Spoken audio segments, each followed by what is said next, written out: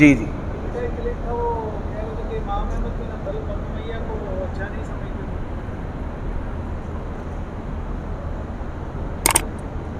देखें, सबसे पहली बात है, बनु उमैया हो या बनु अब्बास, अब्बासियाँ हो या उमवी हो, मिन कुल्लिल वजूह कोई कौम भी बुरी नहीं है और कोई भी अच्छी नहीं है।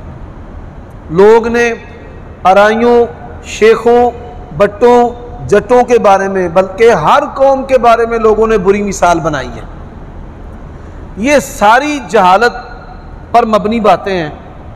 अगर किसी इमाम मुहद्दिस ने किसी को बुरा जाना है तो वो बाज की बुराई है, वो कुल की बुराई नहीं है। वो बाज की बुराई है, वो कुल की बुराई नहीं। मिसाल के तौर पे अगर किसी को कोई अराई तकलीफ पहुंचाता है तो वो सब अराइयों को बुरा नहीं कहता। वो अगर अराइयों की बुराई करता है तो उससे मुराद वो बुरा बंदा है। अगर कोई कश्मीरियों की बुराई करता है तो उससे मुराद वो कश्मीरी बुरा है।